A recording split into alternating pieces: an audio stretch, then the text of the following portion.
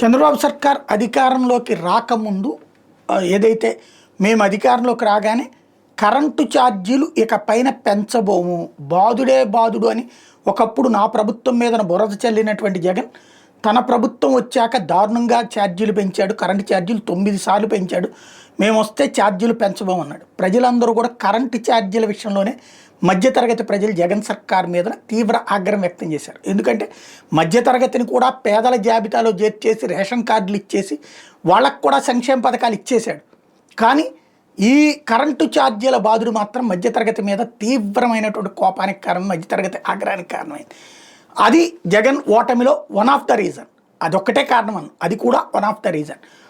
అయితే నేను వచ్చాక ఎట్టి పరిస్థితుల్లో కరెంట్ ఛార్జీలు పెంచని, ఇంకా పైగా తగ్గిస్తానని చెప్పిన చంద్రబాబు నాయుడు అధికారంలోకి రాగానే ఇప్పటికీ 3 సార్లు ఛార్జీలు పెరిగినాయి. 4వసారి ఈ మధ్య కాలంలో ఇంకోటేదో, అంటే 3 సార్లు ఛార్జీల పెంపనాలా లేకపోతే దాంట్లో అదేదో భారాల పేరుతో, అప్పుడు కూడా అంతే, డైరెక్ట్గా ఛార్జీలు ఏం పెంచలేదు, దాంట్లో వేసుకొచ్చేసారు ఆ ట్రూ అప్ ఛార్జీలు అని. అట్లాంటి ఇప్పుడు 4-5 రకాలైనటువంటిది వేసి ఓవరాల్గా ఒక్కొక్కరికి 20 to 30% ఛార్జీలు పెరుగుతున్నాయి. కొంతమందికి అయితే 50% కూడా పెరిగినటువంటివి ఉన్నాయి. తీవ్ర ఆగ్రహంతో ఉన్నారు ప్రజలు, వ్యాపారులు అల్లాడిపోతున్నారు, సామాన్యులు గిలగిల్లాడిపోతున్నారు. ఇలాంటి సందర్భంలో విపక్షం లేదు, ఒక్క వైసీపీ తప్పించి. ఇదివరకు కమ్యూనిస్టులు మాట్లాడేవాళ్ళు, ఇప్పుడు కూడా కమ్యూనిస్టులు మాట్లాడుతున్నారు, ఉద్యమాలు చేయట్లేదు. దాంతోపాటు కమ్యూనిస్టులు కూడా ఇప్పుడు కూటమిలో బీ టీం కింద ఉన్నట్టు అయిపోయింది.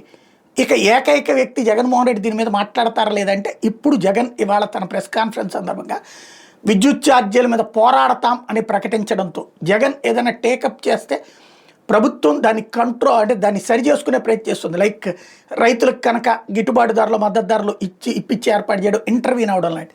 ఇప్పుడు ఇది కూడా జగన్ ఇంటర్వ్యూన్ అవుతున్నాడు కాబట్టి ఏమైనా కరెంట్ ఛార్జీలు పెరగకుండా ఆగుతాయేమో, ఇప్పుడు తగ్గిస్తారో లేదో తెలియదు కానీ పెరగకుండా ఆగుతాయేమో అన్నటువంటి ఆశ వచ్చింది.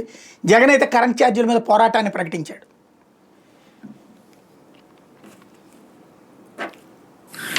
డిసెంబర్ 24వ తారీఖున కరెంటు ఛార్జీల బాధుడుపై ఏకంగా 15,000 కోట్ల రూపాయల బాధుడు.